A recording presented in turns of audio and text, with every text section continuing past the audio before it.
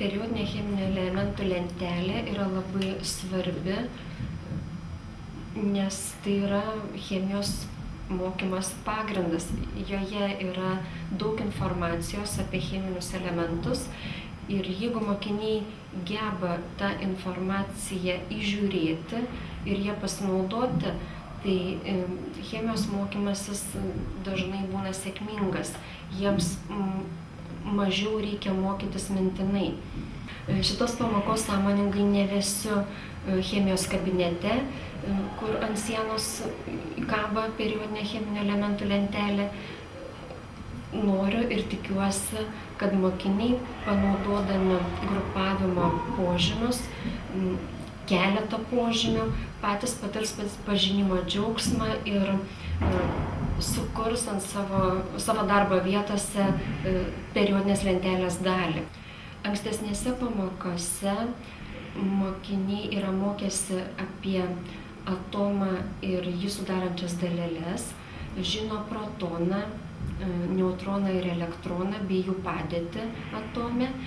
Be to esame nagrinėję metalų ir nemetalų bendrasias savybės ir giliau panagrinėję šarminius metalus, halogenus, inertinės dujas. Manau, kad šitų pamokų žinias mokiniai galės panaudoti šioje pamokoje.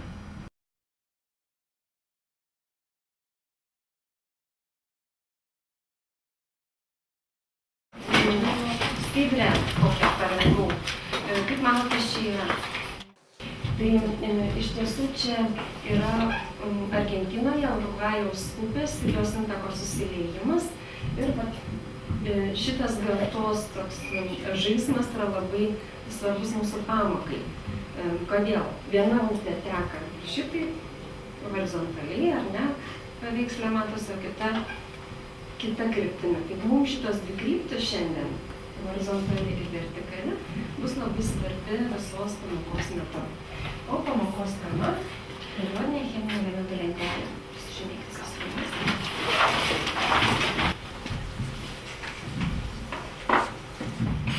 Pamokos uždavinys. Ką jums reikia šiandien padaryti? Bendradarbiaujant komandai. Iki šiol vadinau jūs grupėmis visą laiką, ar ne? Tai pirma grupė, antra grupė. Tai šiandien leiskite jūs vadinti komandomis, nes žodis grupė labai dažnai kartosis ir turi šiek tiek kitą prasmę. Tai bendradarbiaujant komandoje, pasirinkus grupavimo požymių, reikės sugrupuoti cheminius elementus. Ir antrasis uždavinys, išanalizavus pirmų trijų periodų atomų sandarą, apibūdinti, kuogi panašus atomai periodu ir grupėje.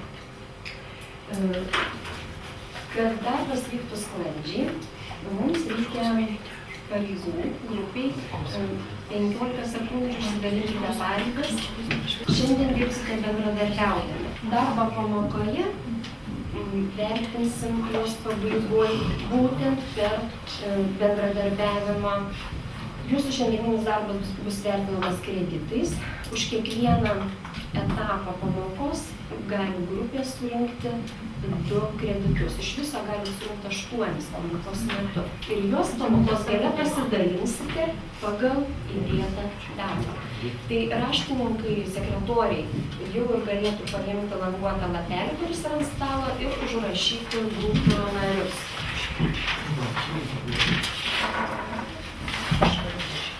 Ir visiems klausimas yra štai toks. Kodėl žmonės grupuoja daiktus, reiškinius? Kada ir kodėl tai reikia daryti? Jūsų. Kad būtų lengviau atskirti. Kad prireikus būtų galima rasti. Kad greičiau atrasti labai gerai. Ir grupuoti atsiranda reikalas tada, kai tų daiktų, reiškinių būna labai daug. Taip, būna labai daug. Kol vis yra vienas kitas, tai visai ten nėra jokio poreikio grupuoti. Jau žinote, bibliotekoje knygos yra sugrupuotos pagal tam tikras taisyklės.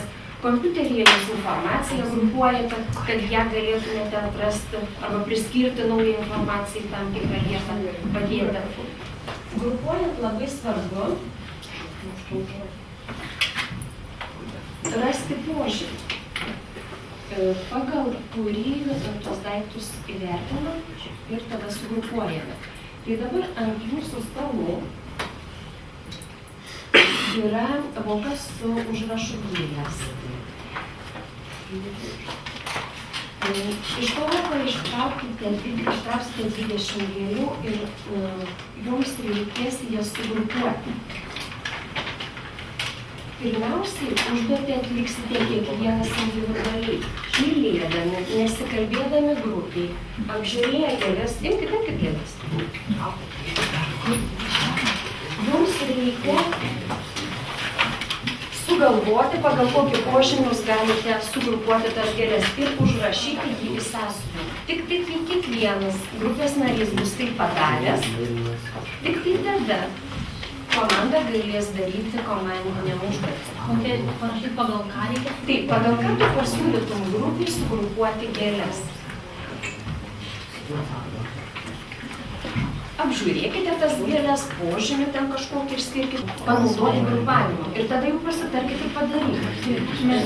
Taip, tai jeigu grupė jau padarė, vadovas kilsteli ranką ir aš žinosiu, kurios grupės jau gerai. Mes sugrupavome pagal spalvą ir pagal formą ir gavosi 4 grupės. Gerai.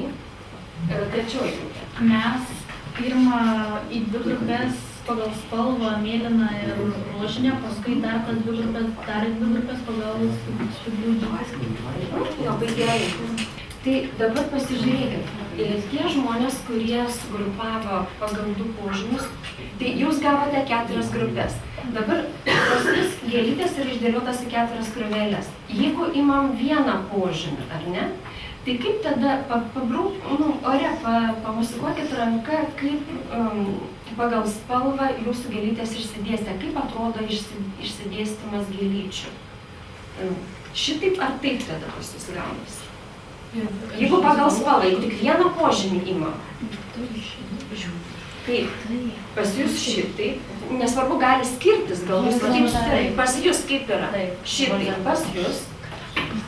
Jeigu pagal spalvą, kaip išsidėsčiusios grupės? Vertikaliai. Šit. Pas jūs kaip yra išsidėstę? Aš minėjau, kad mums labai svarbu taip ir taip šiandien. Tai padarykite, kad va taip nebūtų. Gerai, tai kaip pas jūs dabar gėlės išsidėstę?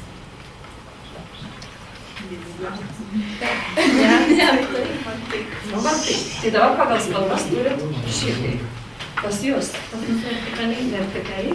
Dabar jeigu imam kitą požymį pagal formą, tai kas tada gaunasi?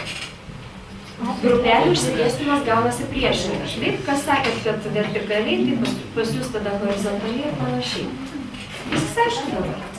Dabar, ką svarbu atsiminti ir suprasti, kad nėra kažkokios absoliučios tiesos ir vienos taisyklės, kaip turi būti sudėlioti elementai į grupės. Vieni gali padaryti vienaip, kiti kitaip. Ir bus teisūs.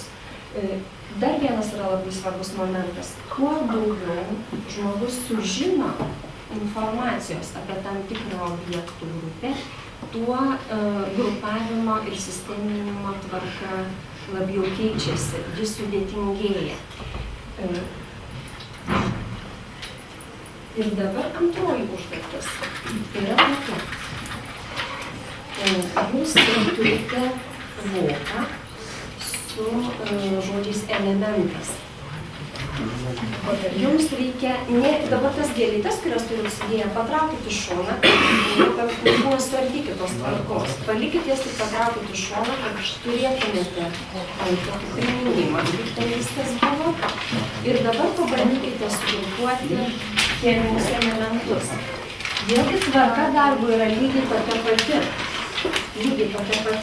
Pirmiausiai apžiūrite, ką ten turit. Tada sugalvojat savo nuomonę, pagal ką siūlysim grupuoti, tą nuomonę užrašot ir tik tada, kai kiekvienas narys jau turės savo nuomonę, tik tai tada persitės ir sugrupuosit kažkaip.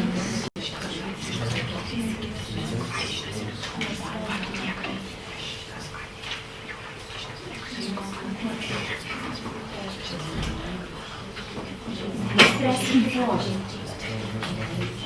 Tai gali iš kurių ir gali būti įvairūs, jeigu jisai niekam neprinas. Jeigu jau komanda grupuoja elementus, tai sudėliokite tas grupės labai aiškiai, kad ir jums būtų aišku, kaip jūs ten sudėjot. Kiekvienam komandos nariui ir man, kad būtų matyti.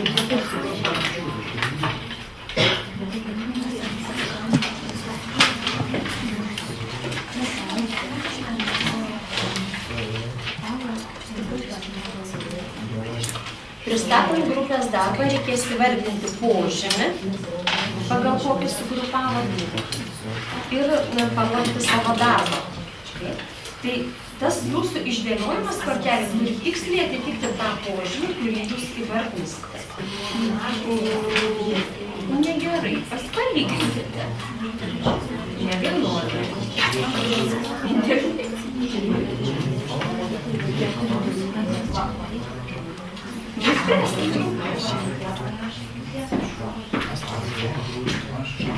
Jūs baigėte. Gerai. Jūs turite.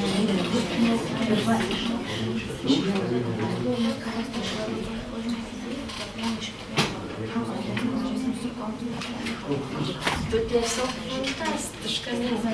Tiesiog kol kas tu tik tai turėk tai minty, gerai? Tavo atradimas yra be galo svarbus.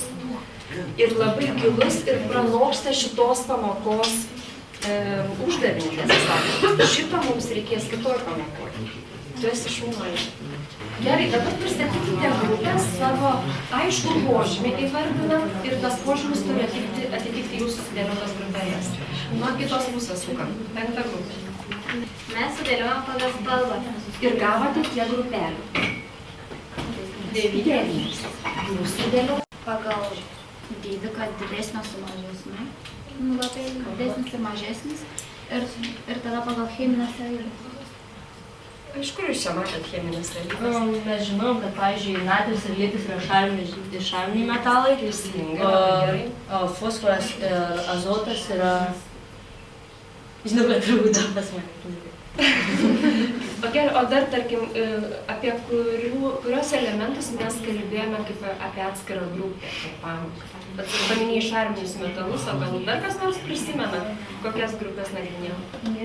Inertinius dujas nagrinėjau. Halogenas, neonas, gelis. Halogenus teisingai prisimenat. Tvarkoja, tai vat jūs jau pastebėt ir tai, ką mokėtės ankstesnėse pamokose. Bet iš principo jūsų sugrupuoti elementai yra pagal spalvą ir aišku jūs ir susijęjate jas su cheminiam savybėm. Labai gerai.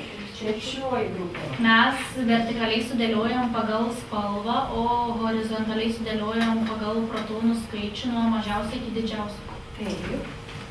Na tai eilėje pas jūs protonų skaičius didėja. Bet gavosi ne viena eilė, teisingai? 2. Jeigu grupė pasirinko tik vieną požymį, ar ne? Tai jūs tas grupelės 9 galite sudėlioti į vieną eilutę, ar ne? Arba šitaip, arba šitaip. Dabar kas pasirinko tik vieną požymį? Spalvas. Jūs dabar tuos 9 grupelės galite išdėlioti į vieną eilę, teisingai? Tai kadangi jums patogiau bus dirbti tada, kai bus išdėliota horizontaliai, tai taip dabar ir tiesiog sustumkit visas grupelės į vieną eilę. Nelabai ir svarbu, kokia tam tvarka jie bus sudėti. Pasitvarkykite. O kas grupavo jau pagal du požymus, tai yra jūs atkreipėte dėmesį į kortelių dydį, ar ne? Aš sudėjot didesnės kortelės į vieną eilę, mažesnės į kitą atsižvelgdamas spalvas. Jūs jau turite ir šitaip grupelės, ir šitaip. Teisingai? Tvarkoj. Visi pasitvarkėm spalvas. Dabar, kai šnekėjome apie grupavimo taisyklės, sakėm, kad grupavimas keičiasi, jeigu žmogus sužino daugiau informacijos, daugiau žinių. Tada ir pagilėja tas grupavimo pasiskelbimo principai. Tai dabar padarysim, pasiaiškinsim tokią užduotį, pabandysime panagrinėti atomo sandarą. Iki šiol visada akcentavom branduolį, apie radioaktyvumą kalbėjom, ar ne? Elektronai nelietė. Bet jūs žinote, kad elektronai, kaip ten tam atomai gyvuoja, kurio vietoje jie ten randasi. Neturiė apie branduolį. Tai pasimokysim sudėlioti elektronus į sluoksnius, nes jie ten ne šiaip su betvarkos juda, bet išsidėstę tam tikrais lygmenimis. Tai atomo centre yra branduolys, ar ne? Toliau tie elektronai, kurie yra arčiausiai branduolio, va čia išsidėstę, sakome, kad jie yra pirmame sluoksnyje.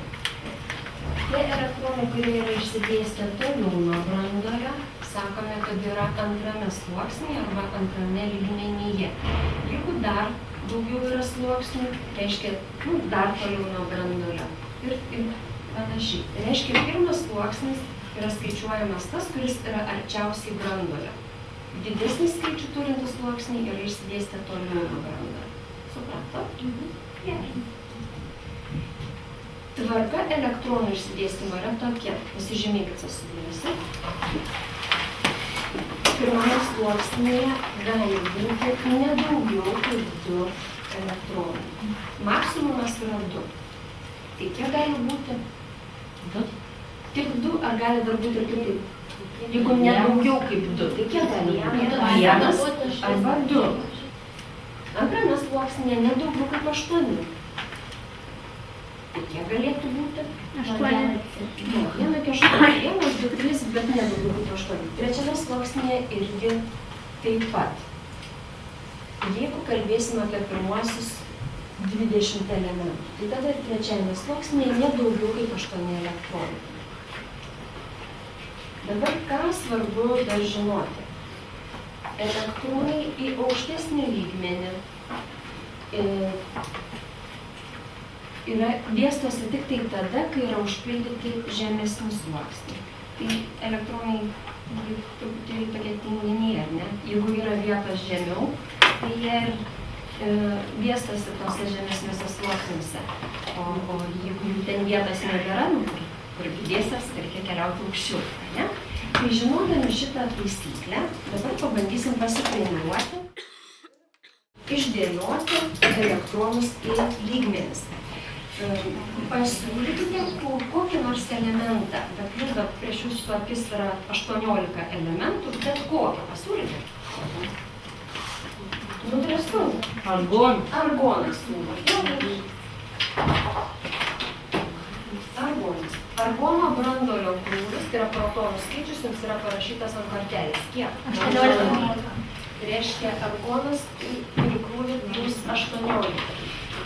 Kiek elektronų turės argono atomas? 18. Kodėl? Nes elektronus skaičius sutampa su protonu. Teisingai, jeigu šnekam apie neutralų atomą. Dabar elektroninius sluoksnius žymėsime tokiais lankeliais. Ir po apačią parašysim, kiekgi elektronų ten yra. Tai jeigu mums reikia išdėlioti 18 elektronų, tai į pirmą sluoksnį kiek truks? 2. Į antrą 8. Ir į trečią 8. 18 išdėlioti. Gerai, supratot? Užduotis dabar yra jums tokia. Jums reikia pasidalinti likusius elementus, kurių dar čia nenagrinėjame, tai ten nežinau, po 2, po 3 išeis. Ir tik neišardykite tvarkos, kurias sudėliojate kortelėse.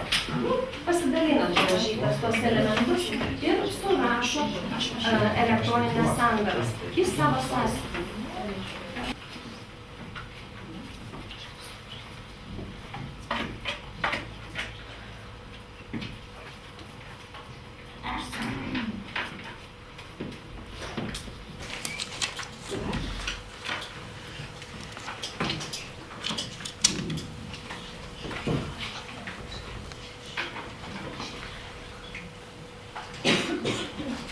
Jeigu jau grupę padarė, patikrinkite draugas, jeigu jums iš dešinės darbą. Kiekvienas padarė, jis parašė, dabar patikrinkite draugo darbą. Ar jis padarė teisingai?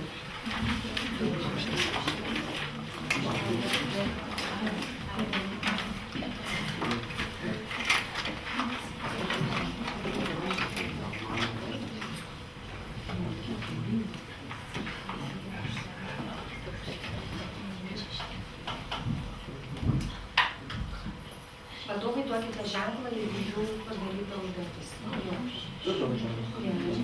Tai dabar kas jau ir draugo darbą patikrino, jeigu ten ar klaidų radote? Ne, viskas gerai. Tvarkoj. Dabar komandinė užduotis. Elektronų sandaras, va šitas tos lankelius.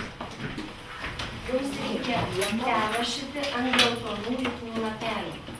Rašote tik tai elementą, ir va šitą va vietą. Tai reiškia, jums lapelį reikia užrašyti argonas ir 288. Kiekvienas kas o ant kiekvieno lapelio po vieną. Kaip tai perrašote? Ir sulipdo tos lapelius ant lapelio. Ant vieno lapelio rašo visų.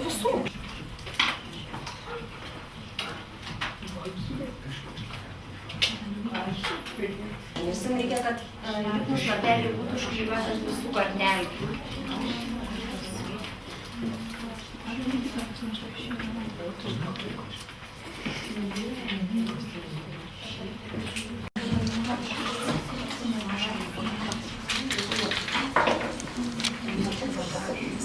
Vėl individuali užduotis.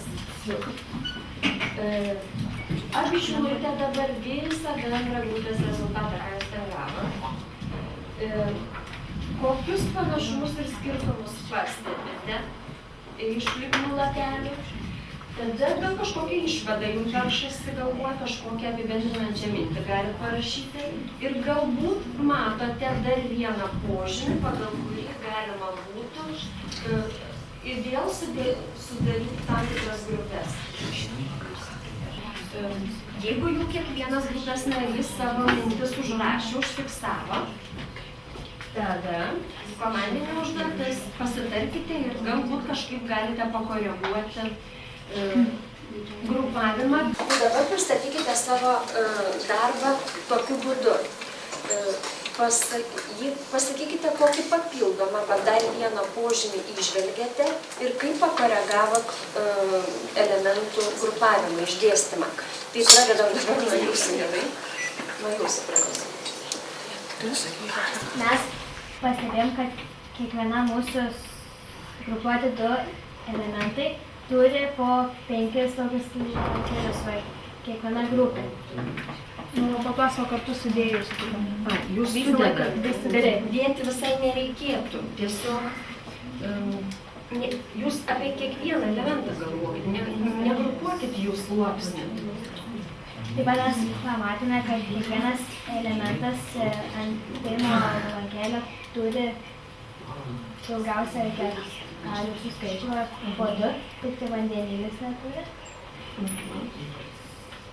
Taip pat jūs buvot, bet krūvelės buvo jūsų 9 ir liko 9. Ar kažkaip jūs praskleidėt tų elementų išdėliojimą? Ne, mes palikėm.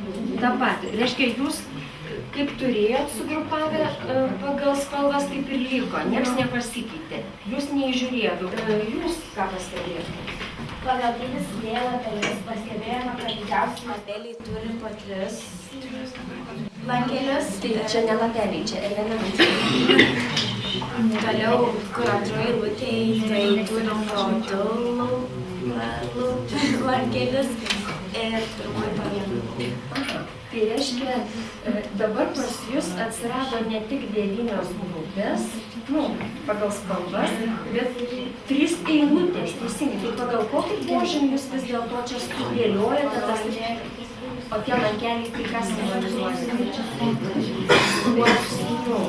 Tai pas jūs atsirado požymis pagal elektronų sluoksnių skaičių. Mes pastebėjome, kad dar galime suskirstyti elementus pagal elektronų sluoksnių skaičių.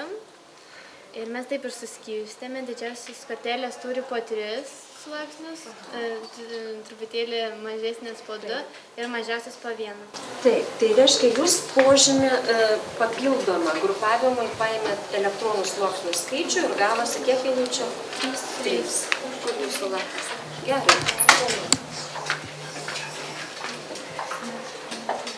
Mendeleevas, kurio periodinė lentelė, kur naudojamės mokydamiesi chemijos, tą pačią užduotį būtų atlikę štai taip. Tai daugumos grupių rezultatas yra lygiai toks pat.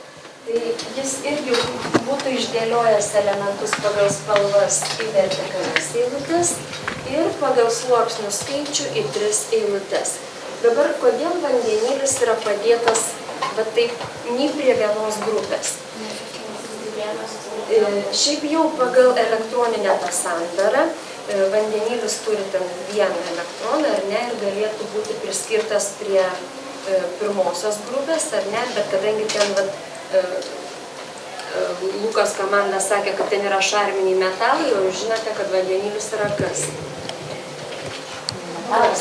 Ne metalas, tai jis ir netinka tai grupiai, tai ir negalima jo ten padėti. Nu, bet kai kuriuose lentelėse jis ten yra įrašytas. Tai visi cheminiai elementai ir yra grupuojami būtent laikantis šitų dviejų principų. Ir galima išskirti vertikalų stulpelį, tai yra grupė. Taip, tai šitą žodį mes naudojame, jūs jau žinot tą žodį. Bet horizontalę eilutę, taip, vadiname periodu. Taip, horizontali eilutė lentelėje vadinama periodu. Tai dabar jums ir reikės apibendrinančią mintį parašyti. Jums reikia vėl pasižiūrėti dar kartą į savo korteles ir apibūdinti, kuo panašus atomai grupėse ir perioduose. Iš grupių pristatymų jau girdėjau, kad kai kurios grupės šitą apibūdinimą jau išvelgia, bereikia tik tai užrašyti. Tai dabar visos grupės, ne tik tos, kurios jau tą pastebėjimą numatė, pasitarė ir užrašo 2 apibūdinimus. Kuo panašus atomai grupiai ir periode. Pasidarė raštininkai sekretoriai, užrašo savo sprendimą į lapą.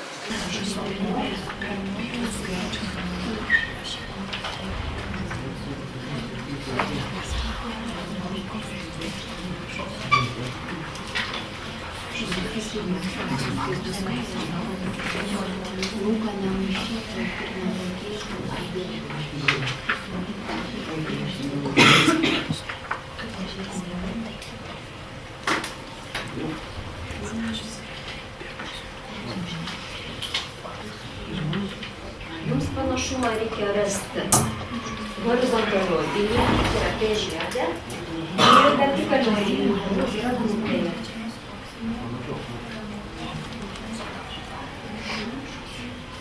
Jums dabar reikia pasižiūrėti į periodą, į eilutę horizontalę.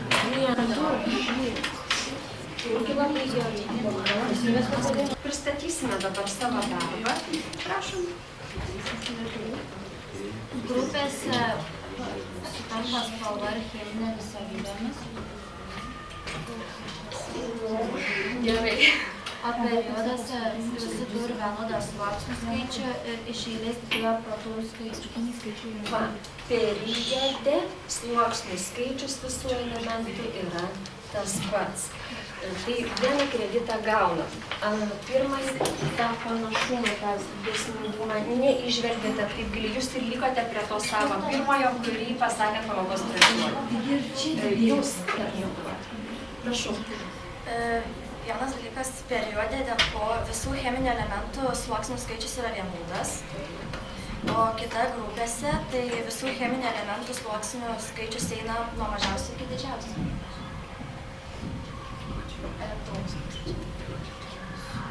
Nuo mažiausio iki didžiausio. Pavyzdžiui, čia yra 1, viena 3, čia yra 2, čia 3, čia yra, čia turėtų būti šitaip, čia yra 1, 2, 3.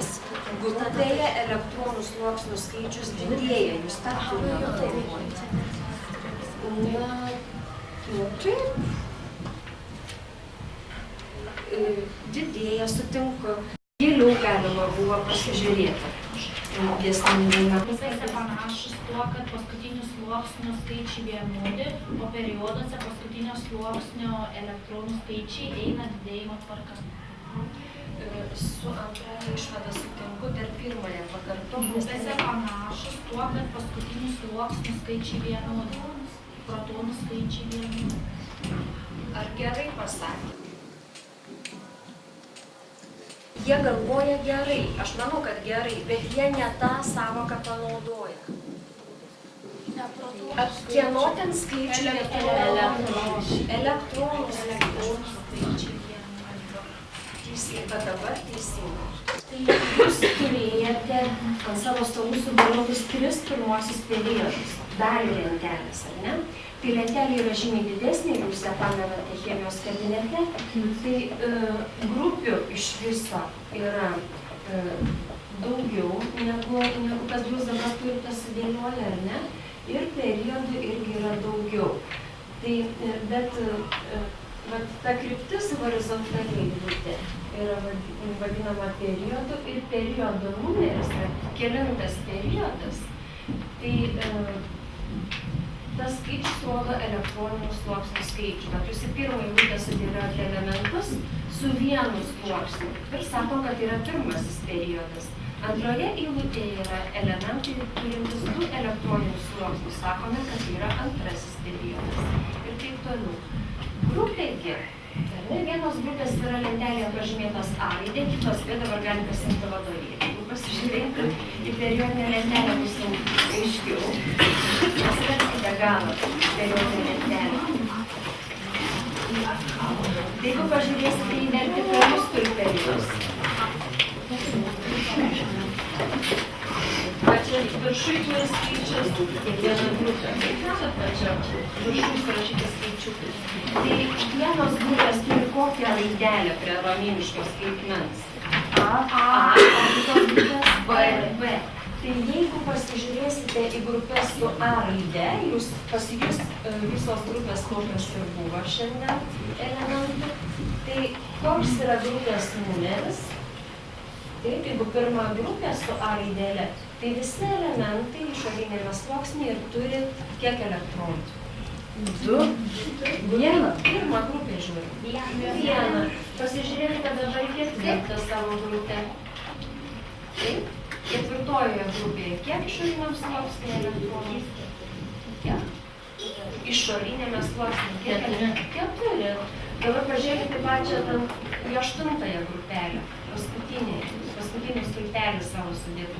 Tai 8-ojoje grupėje išoriniam sluoksnyje kiek yra elektronų? 8. Kas tik tai šitai taisyklė nusižengia? Kuris elementas? Helis. Taip visi kiek elektronų turi? 2. Bet šitoje grupėje yra elementai, kurie turi visiškai užpildytą sluoksnį išorinį. Tai helis, kadangi ir gali turėti tik 2 elektronus, tai jo irgi sluoksnis yra užpildytas. Tai šituo požiūriu helis vis viena tinka į tą 8-ąją grupę. Viskas aišku? Tai pasižiūrėkime, ar turime įvykdytą pamokos uždavinį. Jums reikėjo bendradarbiaujant komandoje sugrupuoti cheminius elementus. Turim? Taip, turim. Ir išanalizavus sandarą, užrašyti dėsningumą periode ir grupėje. Vienos grupės tiksliau šitą užduotį įvykdė, kitos truputėlį gal ne taip tiksliai, bet visos grupės savo nuomonę pasakė. Tai pamokas ateina? Taip. Dabar beliko su to bendradarbiavimu išsiaiškinti, kaip čia yra. Tai paimkite raudoną lipnų latelę ir pabandykim pasitikrinti, kaip mums sekėsi bendradarbiauti. Galvoju dabar tik apie save, kiekvienas apie save. Ką žymėti? Aš parodysiu teiginį. Jeigu jūs tai darėte, ant to raudono savo lipnus latelio burbuliuką pažymite. Aišku, teiginių iš viso bus 10. Dabar prašau pasižiūrėti savo kreditų lapą. Taip. Kreditų lapą, kreditukus dėliojame, nežinau, už tą visą darbą pamokoje. Pasirodykit, prašau, savo grupiai pasižiūrėkite, kiek išeina jums taškelių ir jums reikia remiantis savo indėlių į grupės darbą pasidalinti kreditus. Atsižvelgiant į tai, kiek jūs ten tų taškiukų ant raudono ladelio pridėsite. Jeigu grupė jau užsidalino kreditus, noriu pamatyti jūsų bendradarbiavimo lygį šiandien pamokoje. Žiūrėkite prie lentos ir užklijuokite tame lygyje savo ladelį.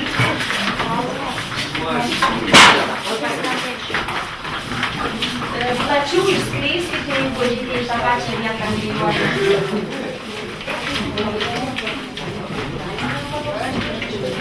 Reikia savo darbą parašyti. Ar jūs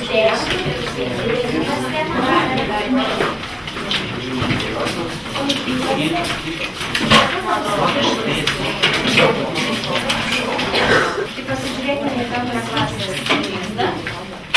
Bendradarbiauti daugumai sekėsi bendradarbiauti gerai. Įsivertinimai visai neblogi. Aš džiaugiuosi. Liko namų darbas. Namų darbas.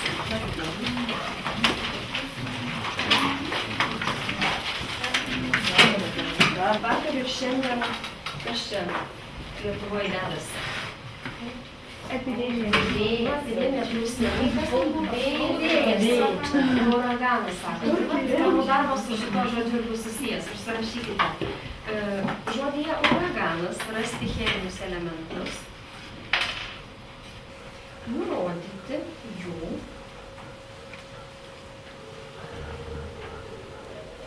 periodo ir grupės numerį.